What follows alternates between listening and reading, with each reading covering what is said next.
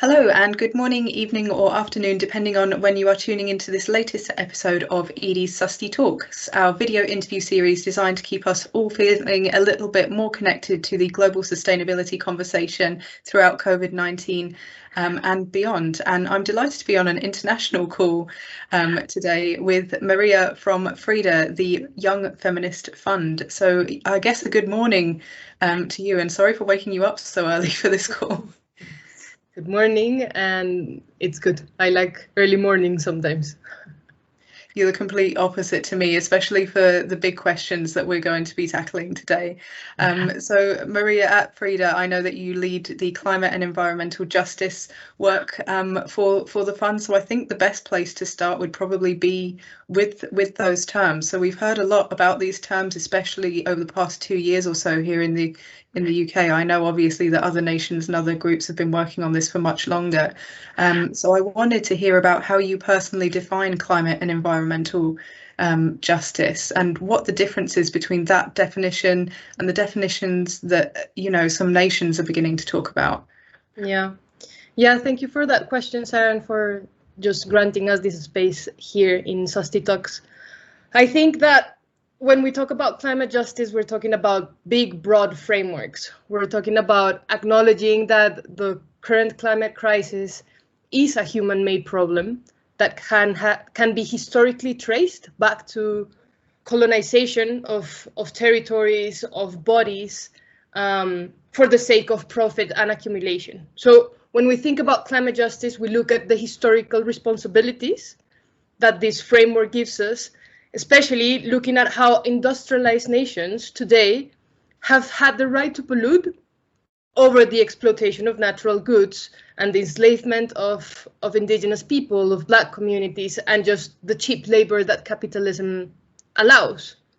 So climate justice looks at that historical context, but also looks at the responsibility that current nations have right now in order to solve the climate crisis. And we cannot really compare islands in the Pacific to the responsibility that the US or the UK has in order to run effective climate action, because we know, like, the majority of the world, the global south, the periphery, the poorest countries, however we would like to call them, have done very little to cause this crisis in the first place.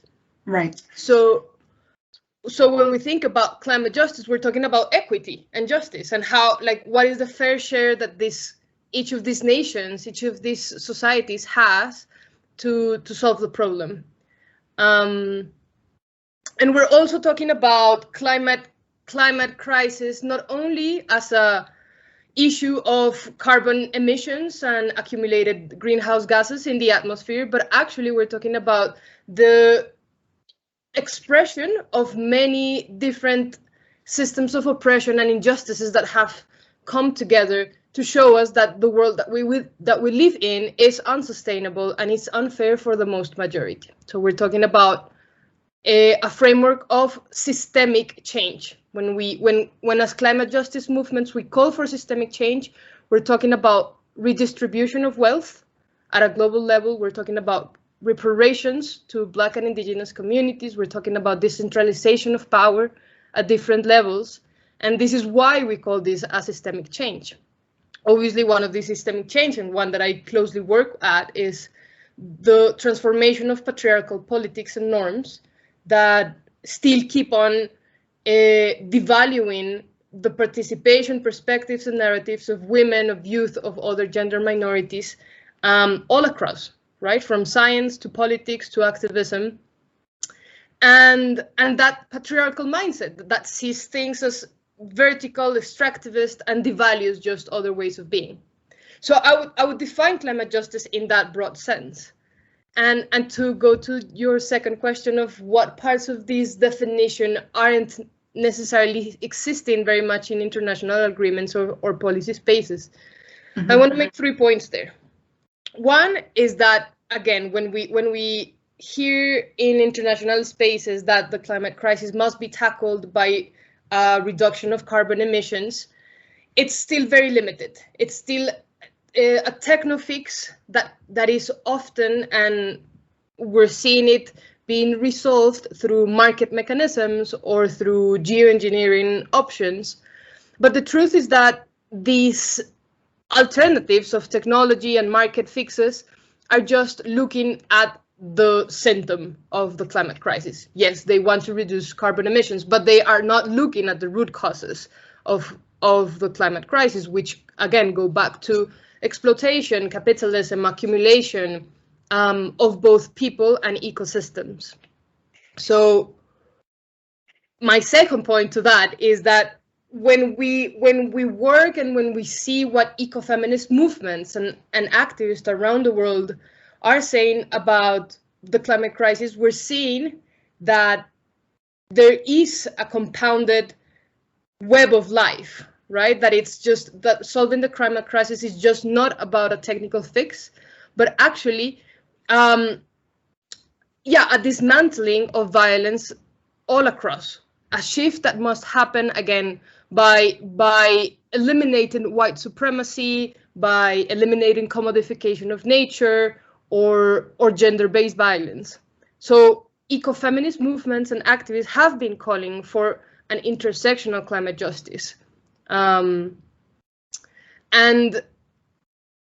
thirdly, I would say that these ecofeminist youth activists and movements around the world already have the tools, the knowledge, the experience to know what these transformations look like, because it has been, again, women, girls, non-binary people, Black, rural, indigenous peoples that have been on the margins of these systems of violence and thus have been resistant in resilient ways and creating solutions and providing types of responses that actually communities need on the ground. So lastly, just to say, when we frame the climate justice and as something that is lacking in international spaces is that need to both see a web of life that is being affected by, yes, by rising temperatures and stronger climate impacts, but a web of life that needs to be restored and regenerated from different angles. And a web of life that requires intergenerational knowledge and pass down and participation and just a different way of living on Earth. So I would say that for that first big answer. Of course, and I'd love to come back to that web of life in a moment. That's such a great way of describing it. That's going to stick with me. And obviously some of the systems changes you've mentioned, they're not going to happen overnight. Clearly, if they would have, that have happened already. But I wanted to talk about one of the parts you mentioned there, which is making sure that women can have equal and meaningful participation in climate decision making, which can happen as that system change happens. So it doesn't have to be like the last point. It's part of that transformation.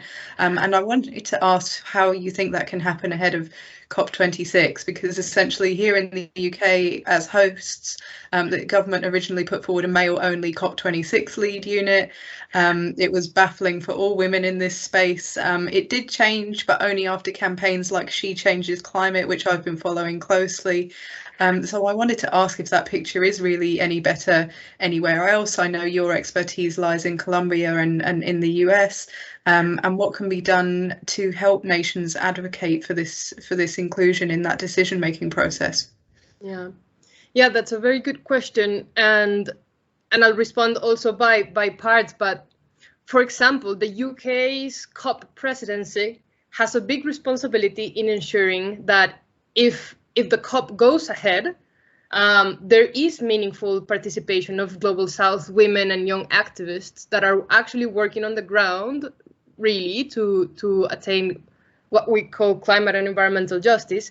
And the UK should support all the barriers of access that prevent so many of us to be at COP, right? So there are migratory services, visa permits, housing, language, just funding, vaccination, like very practical barriers of access that we have that prevent us from coming to spaces like this. So I think that, first of all, the UK has that big responsibility of just supporting and ensuring that the participation of Global South activists does happen at COP.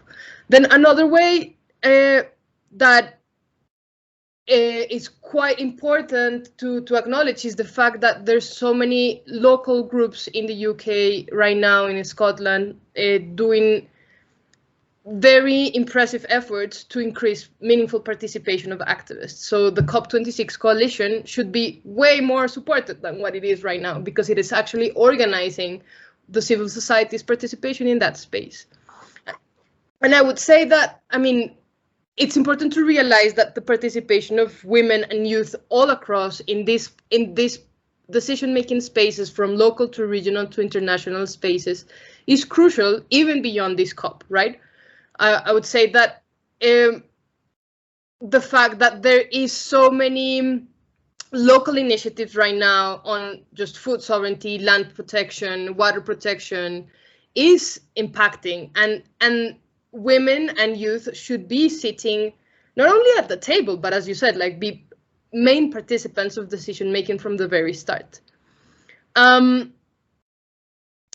This is, of course, one of the main big aims of the Generation Equality Forum, right? That it's a space for a recreation of what meaningful participation can actually be.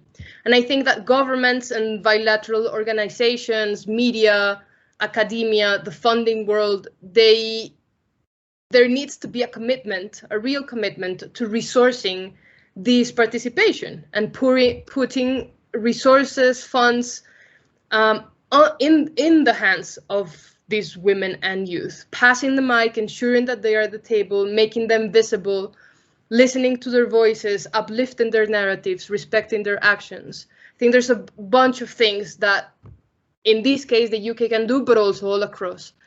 And I mean, yeah, you ask about Colombia. I mean, the panorama here isn't that different, right? There's obviously a big unequal participation of women and gender minorities in any type of decision-making space.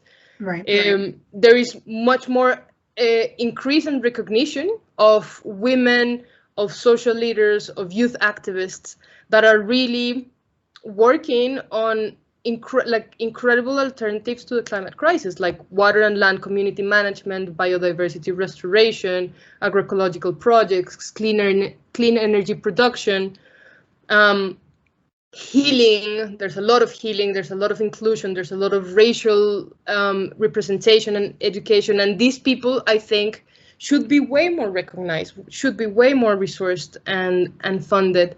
And I would love to see these leaders becoming those who shape policy and discussions and media narratives. It definitely does feel, like we're at a point where it's no longer a case of that the people aren't on the ground. Like you say, they're everywhere and they're willing to give their time, even if they are really pressed for time. I'm assuming that a lot of these people are working multiple jobs, have children, have families, have other responsibilities. For sure. Yeah, for sure. And that's the many dimensions of activists and people working on the ground. And so many of them, yeah, as you said, are willing to lend, to participate, but also so many of them just want to do what they need to do, right? And I want to sort of underline that piece of resourcing these groups, because they are chronically underfunded right now. For sure, and I want to come back on to more about how FRIDA and other funds like it can help there, but I wanted to come back to, as you said, that web of life, and you've mentioned there that some of these projects are working on biodiversity, agroforestry management, things like that, and you talked about how the systems that are causing the climate crisis are also exploiting, as you said, both people and ecosystems, that it is a web that is all interconnected. And we've talked there about like the rights of communities, of people, but I want to come on to the rights of nature, because this week we've seen in the news that a formal definition of ecocide has just been finalised and proposed. Governments have also been given the results of a recent Dasgupta review saying that nature should be valued in every single major decision, that shouldn't be a fringe exercise but a core pillar of decision making. So I'd love to get your take on these happenings and how we can ensure that justice is for the nature as well as the people, and that if we're valuing nature, that maybe is numerically too simplistic. Is there other values to these communities? Yeah, I think this question is so interesting because the concept of ecocide, I mean, I was surprised to read this like very formal expert-led definition of ecocide, because what I've seen over the past years is that this has been a concept, an idea that has been developed by land-based movements and ecofeminist movements all across the global south, looking at the political ecology of what it means to be an ecofeminist. So to me, ecocide is not necessarily a technical term, but one that is created and has been created from the ground up, from experiences of frontline communities, of seeing, yeah, that parallel destruction of their livelihoods and their ecosystems.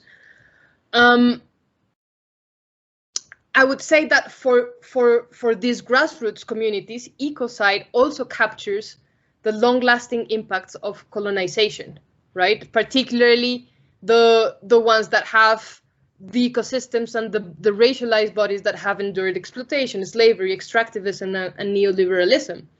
And I am missing a little bit of that social, political, historical definitions in the technical definition that we're looking at Right. from the experts, right? Which I think it's crucial because it doesn't start right now. Ecocide doesn't start right now. It has been going on for 500 years or so. So to go back to this idea of the web of life, which is an understanding of many grassroots-based ecofeminist leaders and communities, at least in my region, is that these were both human and non-human, and living and non-living beings are interrelated in one way or another. And this web of life is expressed in different dimensions: spiritual, biological, political, economic, ethnic dimensions.